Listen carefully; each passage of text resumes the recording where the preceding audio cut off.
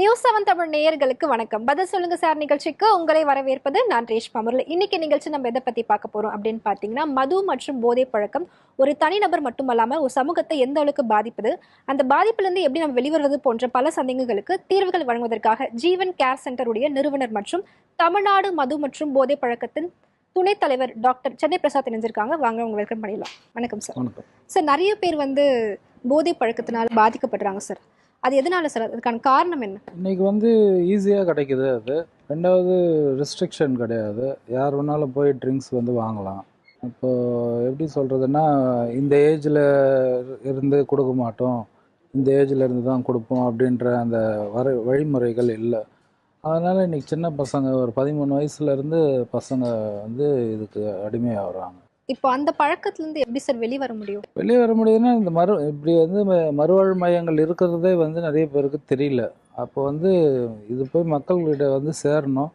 ரெண்டாவது ஒரு தவறுதலான ஒரு புரிதலும் இருக்குது. மறுவாழ்வு மையம்னா உள்ளே அடிப்பாங்க, கொடுமைப்படுத்துவாங்க, அந்த மாதிரியான எந்த விஷயமும் கிடையாது. மறுவாழ்வு மையங்களில் போய் சேர்ந்தால் மட்டும்தான் அவர் இதிலேருந்து விடுபட முடியும். நம்ம வீட்டுக்காரை சேர்த்தா நமக்கு வருமானம் போயிடும், நமக்கு தனியாக இருக்கணும் அப்படிலாம் நினச்சாங்கன்னா எதுவுமே பண்ண முடியாது. ஒரு 4 மாதம் அவர் மறுவாழ்வு மையத்தில் சேர்த்தா தான் நல்லது. அதே மாதிரி சின்ன பசங்க இன்றைக்கி 13 வயசுலேருந்து கஞ்சா அடிக்கிறாங்க, அப்புறம் எல்எஸ்டி அடிக்கிறாங்க, அப்புறம் stamp, Cool Lip, petrol, solution, whitener, இது எல்லாமே யூஸ் பண்ணுறாங்க. அப்போ இன்றைக்கி எல்லா தரப்புலையும் இது ஈஸியாக கிடைக்க ஆரம்பிச்சிருச்சு. இப்போ முதல் குடி, கஞ்சா, இதுதான். இதிலேருந்து மீண்டு வரணுன்னா முறையாக மறுவாழ்வு மையத்துக்கு போனாலும் மட்டும்தான் மீண்டு வர முடியும். Okay sir. இப்போ மறுவாழ்வு மையம் நிறைய பேருக்கு தெரியாமல் இருக்குன்னு சொல்கிறோம்.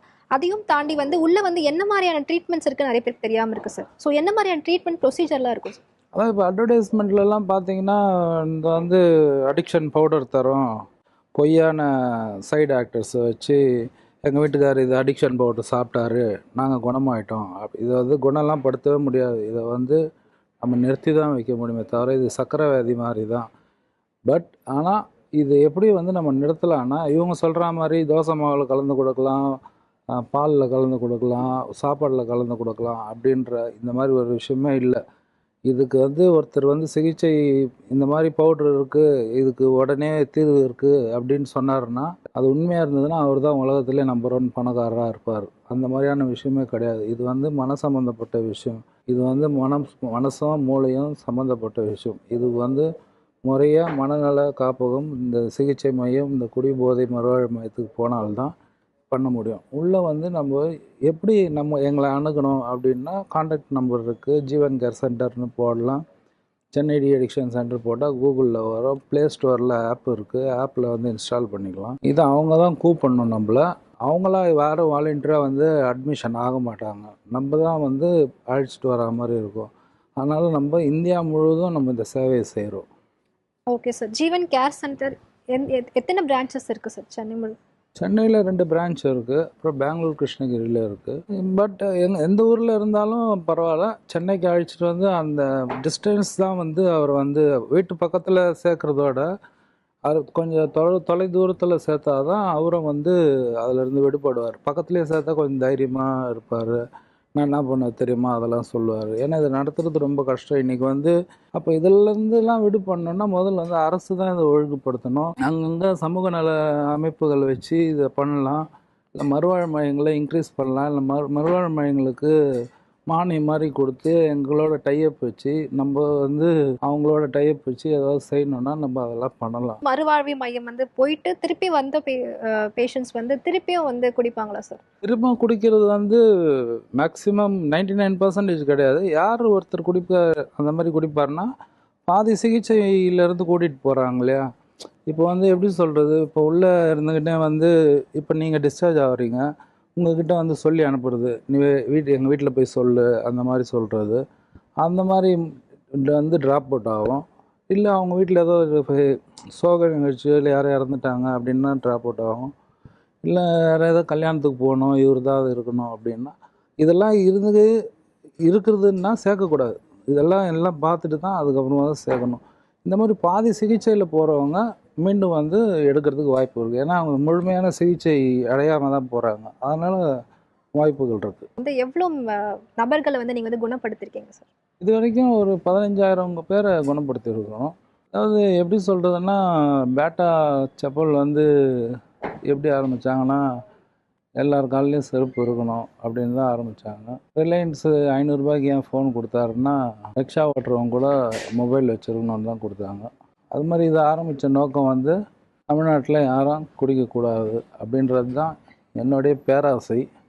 பட் வந்து அது நடக்குதான்றது பார்க்கணும். Okay sir. இப்போ வந்து உள்ளே வச்சு தான் வந்து நம்ம குணப்படுத்த முடியும். வெளியில இருந்து நம்ம அவங்களை குணப்படுத்த முடியுமா சார்? வெளியிலேருந்து குணப்படுத்த முடியாது. இப்போ வந்து வெளியில் வந்து சில பேர் நீங்கள் வெளியிலேருந்து வாங்க ஓபி பேஷண்ட், அதாவது அவுட் பேஷண்ட்டாக சொல்கிறீங்க. வெளியில் வச்சுலாம் குணப்படுத்த முடியாது. ஏன்னா வந்து இது சைக்காலஜிக்கல் ட்ரீட்மெண்ட் தான். இது ஸ்டெப் பை ஸ்டெப்பாக இருக்குது இதுக்கு ஒரு ப்ராசஸ்ஸு. அப்போது வந்து 4 மாதம் இல்லை 6 மாதம் கணவரையோ பிள்ளையோ அப்பாவையோ மாமனாரையோ இல்லை தம்பியோ அண்ணனையோ பிரிஞ்சு இருந்தால், அந்த 5 மாதம் பிரிஞ்சு 6 மாதம் பிரிஞ்சு இருந்தாங்கன்னா அப்புறம் லைஃப் லாங் அவங்க நல்லா இருக்க போகிறாங்க. அதனால் உள்ளே வந்துட்டாங்கன்னா வெளியில் போக முடியாது. என்கிட்ட போலீஸ் ஆஃபீஸர் இருக்காங்க, அட்வொகேட்ஸ் இருக்காங்க, சாஃப்ட்வேர் இன்ஜினியரிங் இருக்காங்க, எல்லா தரப்புல இருந்தும் இருக்காங்க. ஏன்னா வந்து இவங்களாம் அதிகாரிகள்லாம் வந்து நேரடியாக அவங்களாம் வாலண்டியராக வந்து அட்மிட் ஆக மாட்டாங்க. அப்போ வந்து இதை வந்து நாங்கள் போய் தான் அழிச்சிட்டு வரோம். அதனால் வந்து ட்ரீட்மெண்ட்டில் எந்த குறையுமே இருக்காது, எந்த பாஷ்வாலிட்டியும் இருக்காது. முறையான சிகிச்சை மறுவாழ்வு மையத்துக்கு வந்தால் மட்டும்தான் முடியும்.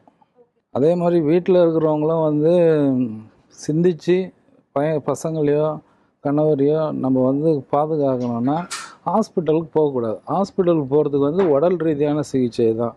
நம்ம மறுவாழ்வு மையத்துக்கு வந்தால் தான் இது ஏன் குடித்தாரு, எதுக்கு குடித்தாரு, இதிலேருந்து எப்படி விடுபடணும் அப்படின்றது இந்த மன ரீதியான சிகிச்சையும் ஆன்மீக ரீதியான சிகிச்சையும் உடல் ரீதியான சிகிச்சையும் அதெல்லாம் நம்ம இங்கே கொடுக்குறோம். மொத்தம் 5 விதமான ட்ரிங்கர் இருக்காங்க. ஃபஸ்ட்டு அக்கேஷ்னல் ட்ரிங்கர், என்றைக்கோ ஒரு நாள் குடிக்கிறவர். 2வது சோஷியல் ட்ரிங்கர், தினமும் குடிப்பார், அவரோட அளவை மீற மாட்டார். 3rd பிஞ்ச் ட்ரிங்கர், ஒரு மாதம் குடிப்பார், ஒரு வாரம் நல்லா இருப்பார். ஒரு வாரம் குடிப்பார், ஒரு மாதம் நல்லா இருப்பார். அவரை பிஞ்ச் ட்ரிங்கர் சொல்கிறோம். 4th வந்து ப்ரொஃபஷ்னல் ட்ரிங்கர், வேலை விஷயமா ஊருக்கு போகிறாருன்னா அங்கே மட்டும்தான் குடிப்பார், வீட்டுக்கிட்ட யாருக்கும் தெரியாது. 5th தான் ப்ராப்ளம் ட்ரிங்கர், 24 மணி நேரம் குடி, அம்மா யார், அப்பா யார், அண்ணன் யார், தங்கச்சி யார் எதுவுமே வந்து தெரியாது. அந்த 24 மணி நேரம் பகல்லையே குடிக்கிறவங்களுக்கு தான் இந்த மறுவாழ்வு மையத்தில் அதிகமாக வர்றது. இதனால் வந்து கவர்மெண்ட் ஆஃபீஸர்ஸுக்கு வந்து வேலை போகுது, போலீஸ் ஆஃபீஸர்ஸுக்கு வேலை போகுது, நிறைய பேர் பார்க்குறோம். நல்லா சிறந்த வழக்கறிஞராக இருக்கிறவங்க அவங்க வந்து இதில் மாட்டிக்கிறாங்க. இது வந்து டிசீஸ், இது ஆல்கஹால் இஸ் ஏ டிசீஸ். இதை வந்து நம்ம க்யூர் பண்ணி தான் அவரை ஃபுல்லாக அனுப்புகிறோம். ஃபேமிலி எங்களோட கோஆப்ரேஷன் பண்ணி நாங்கள் சொல்கிறது கேட்டால் அவரை திருத்தி அனுப்ப முடியும். 100% அதை நான் உறுதி அளிக்கிறேன். Okay sir. இப்போ வந்து சைக்காலஜி ரீதியாக வந்து ரொம்பவே பாதிக்கப்பட்டிருக்குவாங்க. ஸோ அவங்கள எப்படி சார் ஹேண்டில் பண்ணுறீங்க? அதுதான் இப்போ நம்மக்கிட்ட வந்து எம்எஸ்சி சைக்காலஜி இருக்காங்க, எம்எஸ்டபிள்யூ இருக்காங்க, சோஷியாலஜிஸ்ட் இருக்காங்க, அவுட்ரீச்சர் ஒர்க்கர் இருக்காங்க. இவங்கெல்லாம் வந்து கிளாஸஸ் எடுப்பாங்க, அவங்களுக்கு உள்ள கவுன்சிலிங் கொடுப்பாங்க. இப்போ ஸ்டெப் பை ஸ்டெப்பாக இருக்குது. ஃபஸ்ட்டு வந்து அவருக்கு கவுன்சிலிங்கு, ஃபஸ்ட்டு சிட்டிங்கு, செகண்ட் அவங்க ஒய்ஃபு ஃபேமிலி அந்த சிட்டிங், இது அவங்களுக்கு தனியாக. இப்போ அவங்க ஒரு ஸ்டேட்மெண்ட் கொடுப்பாங்க, இவர் ஒரு ஸ்டேட்மெண்ட் கொடுப்பாரு. வீட்டில் கொடுக்குற ஸ்டேட்மெண்ட்டும் இவர் கொடுக்குற ஸ்டேட்மெண்ட்டும் ஒன்றா இருந்தால் தான் இவர் கரெக்டாக இருக்காருன்னு நாங்கள் வந்து ஜட்ஜ் பண்ண முடியும். இவங்க சொல்கிறதுக்கும் இவர் சொல்கிறதுக்கும் ஆப்போசிட்டாக இருக்கும். உனக்கு வேலை இல்லையா, வேலை வாங்கி தருவேன், உன்னோட ஸ்கில்ஸ் என்னான்னு பார்ப்பேன், அதுக்கேற்ற மாதிரி உனக்கு வேலை வாங்கி தருவேன், இல்லை உன்னோட ஸ்கில்ஸ் எனக்கு தேவைப்பட்டதுன்னா என் கூட வச்சுப்பேன், ஃபேமிலி பிரிஞ்சிருக்கான் நான் வந்து சேர்த்து வைக்கிறேன், கவலைப்பட வேணாம். அதே மாதிரி வந்து குடும்பத்தை எனக்கு இதனால தான் நான் குடிக்கிறேன், இது என் மனைவி சரியில்லை, என் பையன் சரியில்லை அப்படின்னா அவங்களுக்கு சரிப்படுத்தலாம். இல்லை எனக்கு ஃபினான்ஷியலாக ப்ராப்ளம் இருக்கா, அதை சரிப்படுத்தலாம். நாங்கள் வந்து இந்தியா முழுவதும் பண்ணுறோம், தமிழ்நாடு முழுவதும் பண்ணுறோம், இலவசமாகவும் பண்ணுறோம். இது வந்து எல்லா மக்களுக்கும், பாமர மக்களுக்கும் போய் சேரணும். ஈவன் கேர் சென்டரில் எந்த மாதிரியான ஃபெசிலிட்டிஸ்லாம் இருக்குது சார்? ஃபெசிலிட்டிஸ் வந்து இப்போது அவங்களோட ரொட்டீன்ஸ் என்னன்னு பார்த்தீங்கன்னா, காலையில் 5:30 வேக்கப்பு, 6 o'clock வந்து டீ, அப்புறம் 6:30க்கு யோகா மெடிடேஷனு, அதுக்கப்புறம் 8:30க்கு ஹைஜினிக்கு, 10 o'clock மெடிடேஷனு, அப்புறம் டிஃபனு, அதுக்கப்புறம் கிளாஸஸ்ஸு, அதுக்கப்புறம் லஞ்சு, அதுக்கப்புறம் கொஞ்ச நேரம் ரெஸ்ட்டு, அதுக்கப்புறம் கிளாஸஸ்ஸு, அதுக்கப்புறம் பிக் புக் ரீடிங்னு சொல்லி ஒன்று இருக்குது. அந்த பிக் புக் ரீடிங் முடிஞ்சோன்னா அப்புறம் internal games, carrom board, chess அந்த மாதிரி இருக்கும். அதுக்கப்புறம் 7 o'clock வந்து ஷேரிங், அதாவது வாழ்க்கையில் அவங்க வெளியில் என்ன பண்ணாங்கன்றத ஷேரிங் மாதிரி பண்ணுவாங்க. அது ஒவ்வொருத்தராக வந்து பண்ணுவாங்க. ஷேரிங் முடிஞ்சோன்னா மறுபடியும் டின்னர் முடிஞ்சோன்னா மெடிசன் முடிஞ்சோன்னா ஒரு ப்ரேயர் இருக்குது. ப்ரேயர் முடிஞ்சோன்னா ஒரு கிளாஸ் இருக்குது 9:30க்கு. 10 o'clock தான் படுக்க போவாங்க. காலையில் 5:30க்கு எழுந்தாங்கன்னா 10 o'clock தான் படுக்க போவாங்க. இதில் மந்திரம் பண்ணுறோம், சூனியம் பண்ணுறோம், மாத்திரை தரோம், லேகியம் தரோம், பவுட்ரு தரோன்ற எந்த ஒரு ஏமாத்து வேலையுமே இதில் இல்லை. இது அவர் தான் குடித்தார், அவர் தான் விடணும். அதுக்கு உண்டான விஷயங்கள் தான் இந்த ஜீவன் கேரன் சென்னை டி அடிக்ஷனும் செய்யுது. நேயர்களே, மீண்டும் சந்திக்கலாம் மற்றொரு நிகழ்ச்சியில். நன்றி, வணக்கம்.